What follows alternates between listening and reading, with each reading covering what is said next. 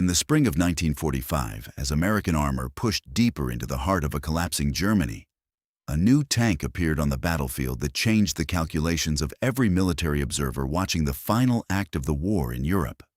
It was heavier than anything the United States had fielded before, slower to arrive than almost anyone in the Army wanted, and built around a gun that could do things no previous American tank gun had been capable of.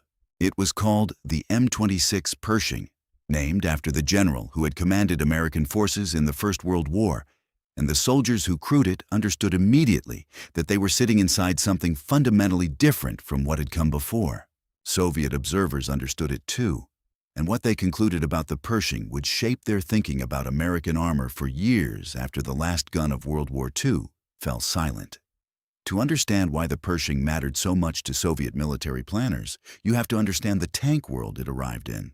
By 1944, the dominant force in armored warfare was the German Tiger family, the Tiger I and the far more capable Tiger II, both of which had demonstrated an ability to stand off American and Soviet armor at ranges where the return fire simply couldn't penetrate their frontal protection.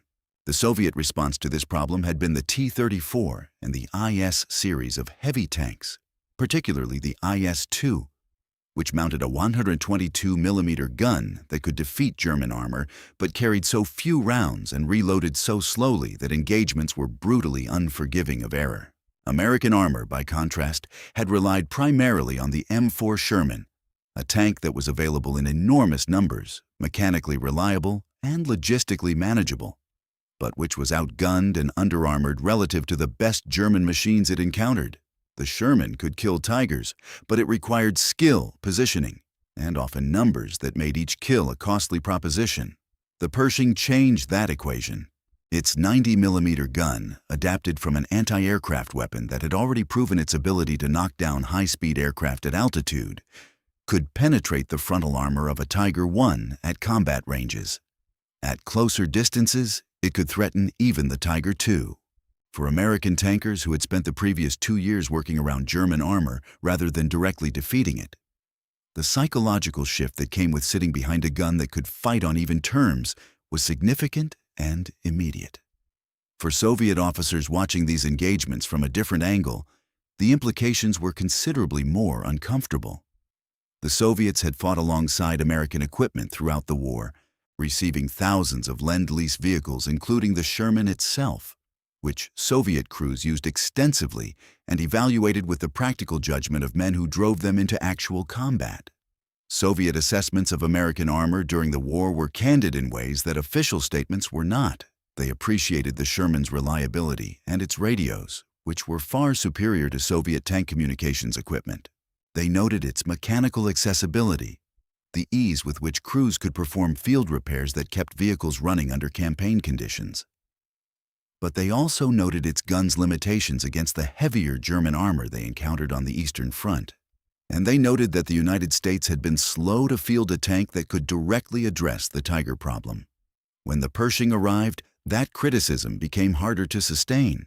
The 90mm gun was not the largest caliber weapon on the battlefield, but it combined penetration capability with a rate of fire and ammunition load that Soviet heavy tank guns couldn't match. The IS-2's 122mm gun fired a massive projectile that was devastating when it connected, but it loaded in 2 separate pieces, which slowed the rate of fire to perhaps 2 or 3 rounds per minute under ideal conditions. The Pershing's 90mm could fire substantially faster, which in a tank engagement where the average lethal shot opportunity lasted only a few seconds, was a critical operational advantage. Soviet tankers who studied the Pershing's performance and compared it to their own heavy tank gun systems came away with conclusions that made their way into official analysis with notable directness. The armor protection of the Pershing was equally significant. Soviet heavy tanks had prioritized gun power over protection for much of the war, accepting vulnerability to some German weapons in exchange for the ability to destroy German armor at extended range. The Pershing carried protection that was not the heaviest on the battlefield, but was substantially better than the Sherman it replaced, with well-sloped frontal armor that made penetration calculations more complex than simple thickness numbers suggested. When a shell strikes angled armor, the effective thickness it must penetrate increases significantly. and the designers at the Chrysler Corporation and the Army's tank development offices had understood this principle and applied it with more sophistication than American tank design had previously demonstrated. Soviet engineers examining captured German vehicles had developed the same appreciation for sloped armor, and seeing an American design embrace it effectively told them that American tank development had matured in ways they needed to account for. The combat debut of the Pershing in Europe in early 1945 produced a number of engagements that were studied intensely by military observers on all sides. One of the most analyzed incidents involved a Pershing crew from the 3rd Armored Division in the streets of Cologne, where a Tiger I that had been holding up American advance was engaged at close range in an urban environment. The Tiger, a tank that had earned a fearsome reputation among American crews throughout the European campaign, was destroyed by the Pershing in an engagement that was actually filmed and became one of the most widely distributed pieces of combat footage from the European theater. The Pershing crew identified the Tiger, maneuvered for position, and put rounds through its armor with a confidence and precision that the previous generation of American tank crews could not have replicated.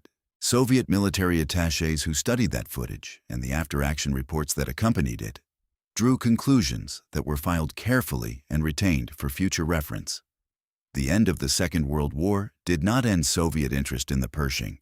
It intensified it, for the simple reason that the United States and the Soviet Union were now the 2 dominant military powers in the world, and were rapidly moving toward a confrontation of interests that both sides recognized had the potential to become a military confrontation as well.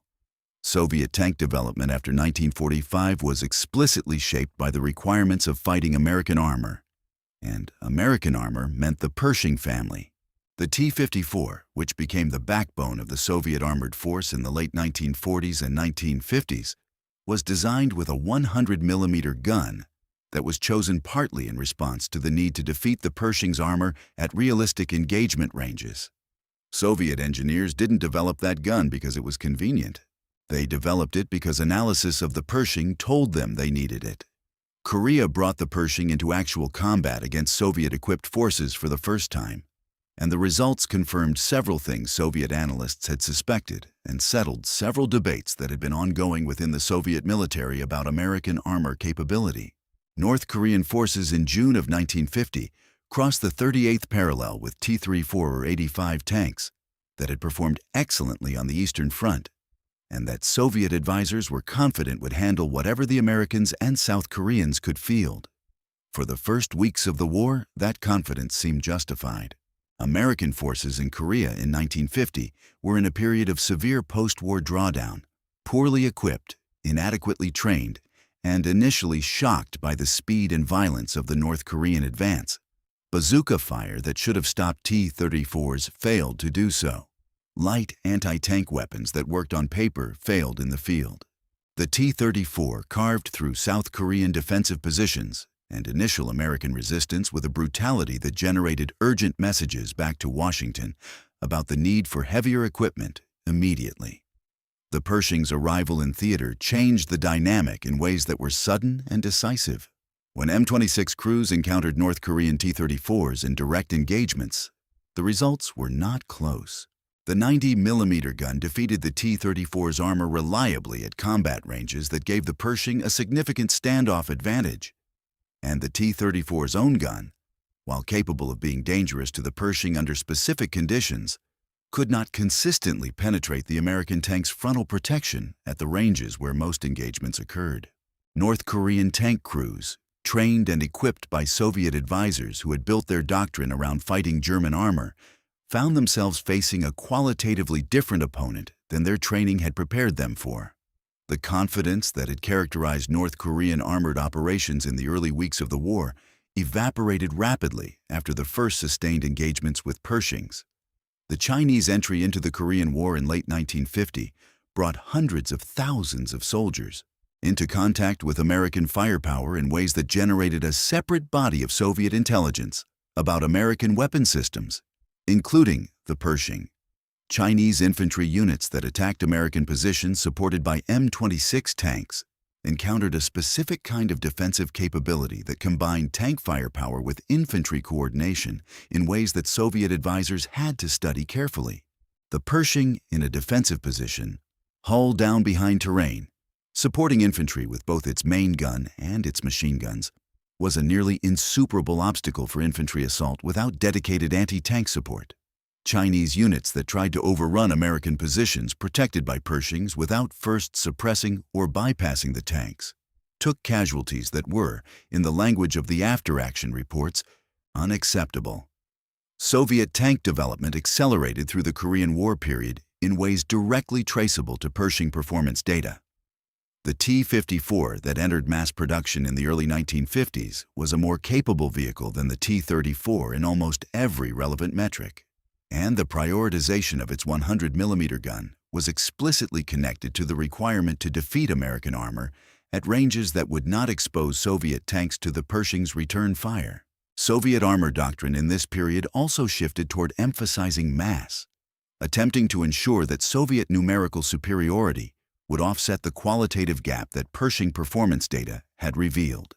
If any individual American tank was likely to be more capable than any individual Soviet equivalent, then the answer was to ensure that American tanks never face Soviet tanks on equal numbers, that every engagement would be weighted so heavily in Soviet numerical favor that qualitative advantages could be absorbed as acceptable losses.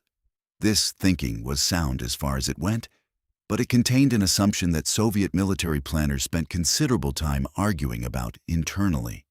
The assumption was that American tank production could be disrupted or overwhelmed before it reached the battlefield in sufficient quantity to offset Soviet mass.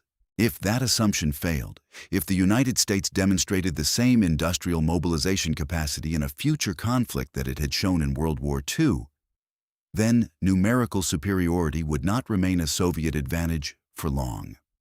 The memory of American production figures from the Second World War haunted Soviet logistical planning throughout the early Cold War period, and the Pershing was a concrete reminder that American industry, when fully engaged, could produce quality and quantity simultaneously. The fear that Soviet tankers and planners developed for the Pershing was not irrational, and it was not propaganda. It was grounded in specific performance data from specific engagements, assessed by professionals who understood what the numbers meant and what they implied for future planning. Soviet soldiers who had fought alongside American equipment in World War II and then found themselves potentially facing American equipment in Korea had a direct and personal frame of reference that went beyond abstract analysis. They had seen what Lend-Lease Sherman tanks could do in capable hands, and the Pershing was a substantially more capable machine.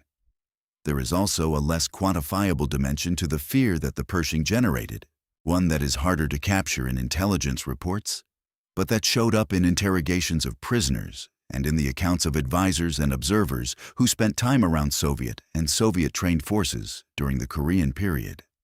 The Pershing had a presence on the battlefield, a combination of the sound of its engine, the weight of its movement, and the absolute authority of its gun that communicated something to opposing forces at a level that preceded tactical analysis. Soldiers who had seen what the 90mm gun did to a T-34 at close range, who had watched a vehicle that they knew to be nearly invulnerable to their standard weapons absorb hits and keep fighting, developed a specific and lasting impression of the machine that training alone could not have produced. Fear based on direct experience is qualitatively different from fear based on briefings. And by the end of the Korean War, there was a substantial body of first-hand Soviet and Soviet-trained experience with what American armor could do. The Pershing's direct service life was not enormously long. By the mid-1950s, it was being supplemented and eventually replaced by the M48 Patton and later the M60. Each of which represented further development of the design philosophy that the Pershing had established. But the legacy of the Pershing within Soviet military planning was durable precisely because it had been the machine that first demonstrated, in actual combat, that American armor had solved the problems that had defined the previous generation's fighting. It was the tank that proved the United States could build a heavy fighting vehicle that could go toe-to-toe with the best the Soviet system could offer and hold its own. Every Soviet tank design that came after it, Every piece of Soviet armor doctrine written through the Cold War period had to account for that fact.